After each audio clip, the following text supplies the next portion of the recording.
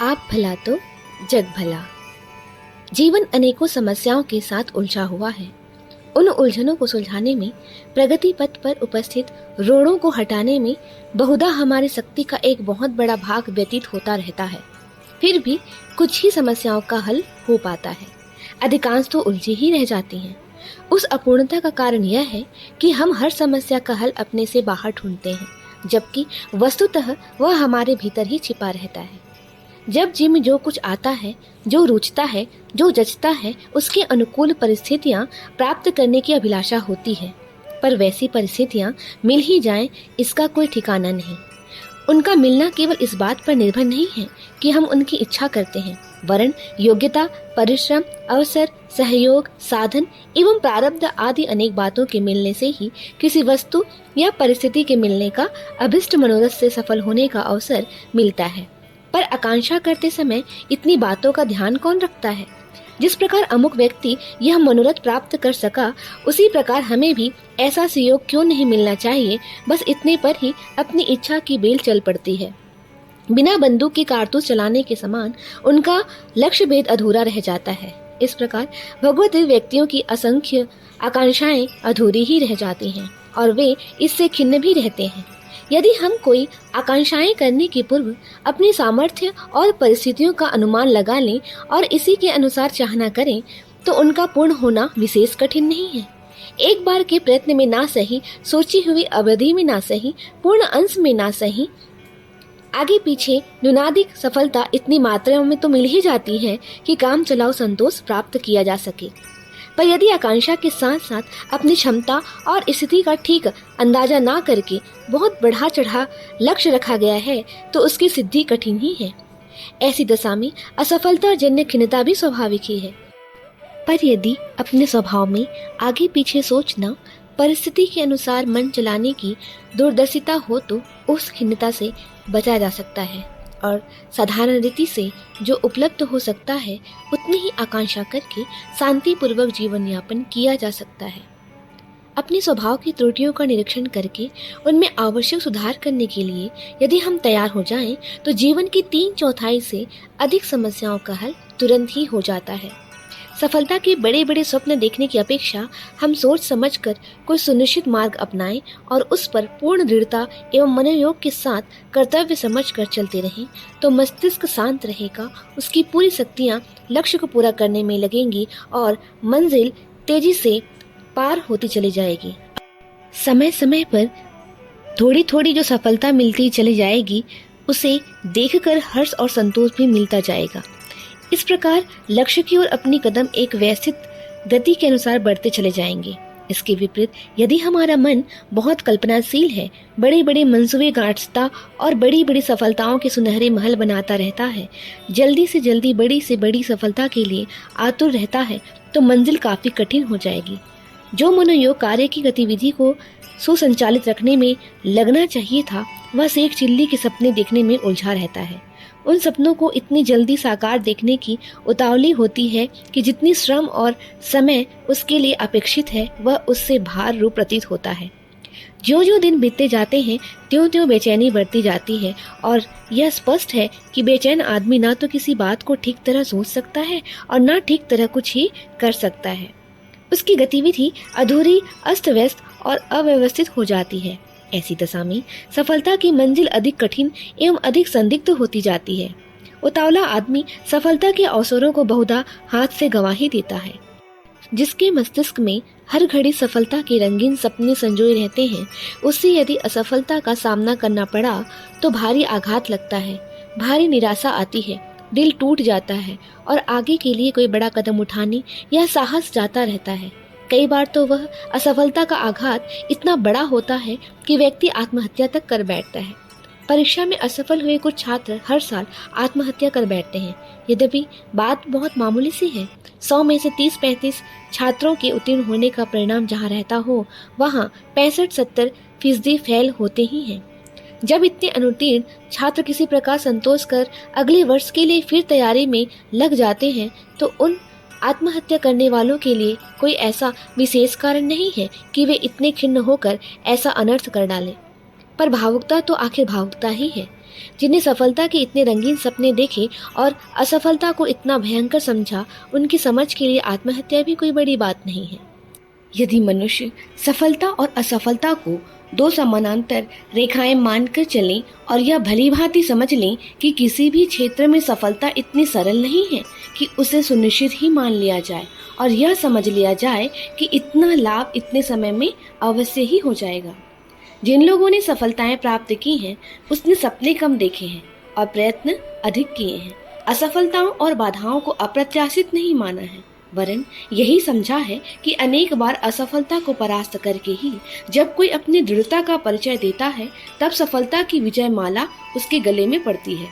वे पहले ही यह सोचकर चलते हैं कि हमें बार बार असफलता का मुकाबला करते हुए भी आगे बढ़ते चलना है और धैर्यपूर्वक सफलता प्राप्त होने के दिन तक अविचल भाव से प्रयत्न एवं पुरुषार्थ करने में लगा रहना है।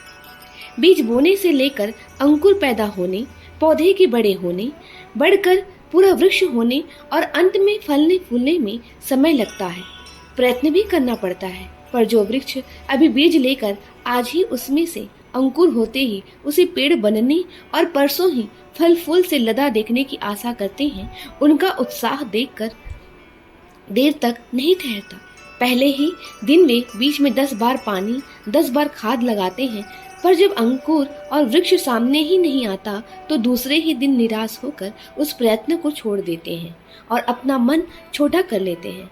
उन बालकों की से ही मनोभूति बहुत से व्यक्तियों की होती है।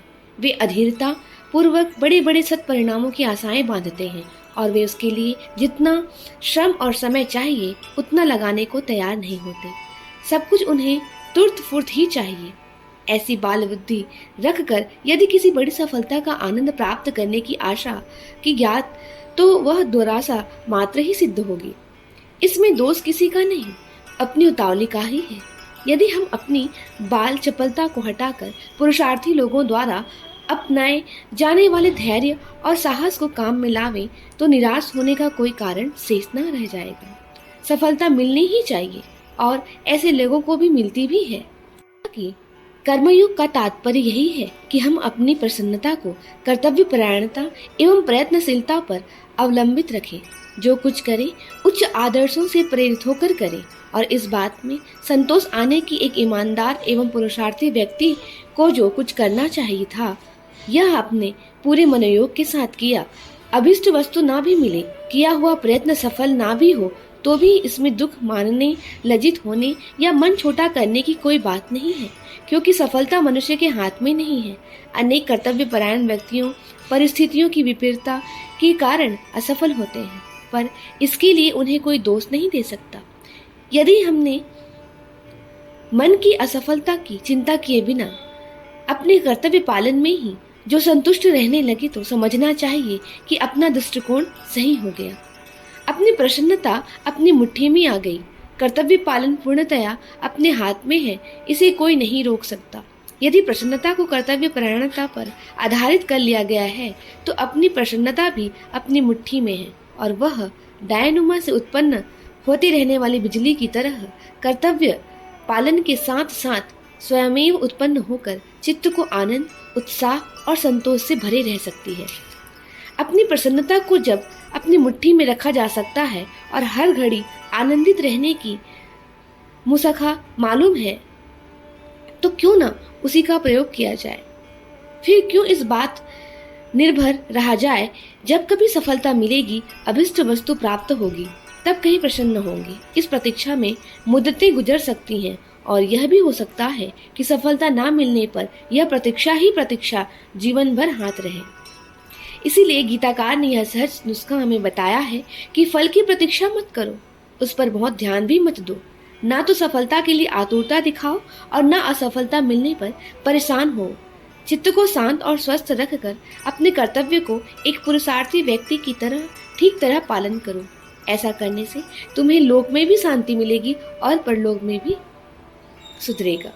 विचारणीय बात यही है कि जब हम अपनी जीवन समस्याओं में से अधिकांश को अपना भीतरी सुधार करके अपनी विचार शैली में थोड़ा परिवर्तन करके हल कर सकते हैं, तो फिर उलझन भरे जीवन क्यों व्यतीत करें। मनुष्य बहुत चतुर है, विभिन्न क्षेत्रों में असाधारण चातुर्य का परिचय देता है। उसकी बुद्धिमत्ता की जितनी सराहना की जाए उतना ही कम है। पर इतना होते हुए भी जब वह अपने दृष्टिकोण को सुधारने की आवश्यकता को नहीं समझ पाता और उस पर समुचित ध्यान नहीं दे पाता, तो उसकी बुद्धिमत्ता पर संदेह होने लगता है। यह प्रयत्न पूर्वक बड़े बड़े काम संपादन करता है, अपने शरीर और मस्तिष्क से बड़े बड़े महान कार्य पूरे करता है, तब यह बात उसके लिए क्यों कठिन होनी चाहिए कि अपनी मनोरथ भावनागत त्रुटियों पर विचार करे और उन्हें सुधारने के लिए तैयार हो जाए। आत्मचिंतन, आत्मशोधन एवं आत्मनिर्माण का कार्य उतना ही सरल है जितना शरीर का सर्वांगासन, मयूरासन, शीर्षासन आदि आसनों के लिए अभ्यस्त कर लेना।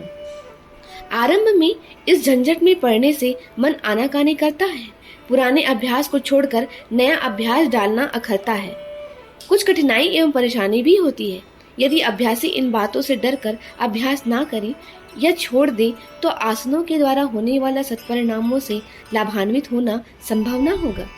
इसी प्रकार यदि आत्मनिरीक्षण करने में, अपने दोष ढूंढने में उत्साह ना हो, जो कुछ हम करते या सोचते हैं सो सब ठीक है, ऐसा दुराग्रह हो तो फिर ना तो अपनी गलतियां सूझ पड़ेगी और ना उन्हें छोड़ने को उत्साह होगा, वरन साधारण व्यक्तियों की तरह अपनी बुरी आदतों का भी समर्थन करने के लिए दिमाग कुछ तर्क और कारण ढूंढता रहेगा, जिससे दोषी होते हुए भी अपनी निर्दोषता प्रमाणित की जा सके। अधिकांश मनुष्यों की मानसिक बनावट ऐसी होती है कि वे अपने आप को हर बात में निर्दोष मानते हैं। अपनी बुराइयां उसी प्रकार सूझ नहीं पड़ती जिस प्रकार अपनी आंख में लगा हुआ काजल दिखाई नहीं देता। कोई दूसरा व्यक्ति यदि अपनी गलती सुझाए भी तो मन इस बात के लिए तैयार नहीं होता कि उसे स्वीकार करे। हर आदमी दूसरे के दोष ढूंढने में बड़ा चतुर और सूक्ष्मदर्शी होता है। उसकी आलोचना शक्ति देखते ही बनती है, पर जब अपना नंबर आता है तो वह सारी चतुरता, सारी आलोचना शक्ति ना जाने कहाँ गायब हो जाती है।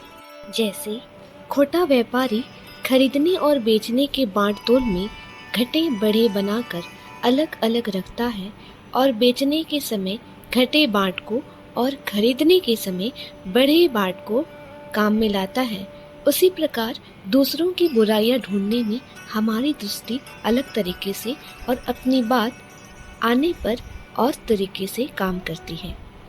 यदि यह दोष हटा दिया जाए और दूसरों की भांति अपनी बुराई भी देखने लग जाएं, दूसरों को सुधारने की चिंता करने की भांति यदि अपने सुधारने की भी चिंता करने लगें, तो इतना बड़ा काम हो सकता है जितना सारी दुनिया को सुधार लेने पर ही हो सकता है। जितना सारी दुनिया को सुधार लेने पर ही हो सकना संभव है। महात्मा इमर्सन कहा करते थे कि मुझे नरक में भेज दो, मैं वहाँ भी अपने लिए स्वर्ग बना लूँगा। उनका यह दावा इसी आधार पर था कि अपनी निज की अंतर्भूमि परिष्कृत कर लेने पर व्यक्ति में ऐसी सूझबूझ की गुण कर्म स्वभाव की उत्पत्ति हो जाती है जिससे बुरे व्यक्तियों को भी अपनी सज्जनता से प्रभावित करने एवं उनकी बुराइयों का अपने ऊपर प्रभाव न पड़ने देने की विशेष क्षमता सिद्ध हो सके। यदि ऐसी विशेषता कोई व्यक्ति अपने में पैदा कर ले तो यही माना जाएगा कि उसने सारे संसार को सुधार लिया। यूं सबका सुधार हो सकता असंभव है, पर जब अपने दृष्टिकोण एवं स्वभाव में आवश्यक परिवर्तन करके ऐसी स्थिति प्राप्त कर ली गई कि बुरे आदमी भी अपना कुछ ना बिगाड़ सके, तो यही मानना पड़ेगा कि अपने लिए तो संसार सुधर ही गया, भले ही वह तत्व ज्यों का त्यों बना रहे। जीवन लक्ष्य की पूर्ति के लिए भी सबसे प्रथम अनिवार्य रूप से आत्मनिरीक्षण और आत्मसुधार करना ही पड़ता है।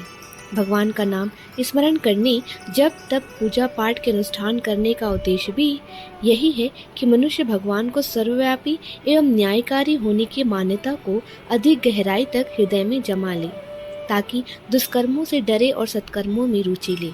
ईश्वर उसी से प्रसन्न होता है जिसका अंतःकरण शुद्ध है। उसकी पूजा एवं प्रार्थना को वह सुनता और स्वीकार करता है। आत्मा पर चढ़े हुए मल आवरणों का हटाने के प्रयत्न का नाम ही तप साधन है।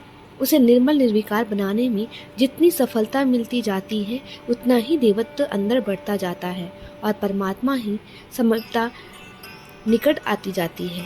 विकारों से पूर्ण निर्मल हो जाने पर आत्मजीवन मुक्त होकर परमात्मा स्वरूप बन जाता है।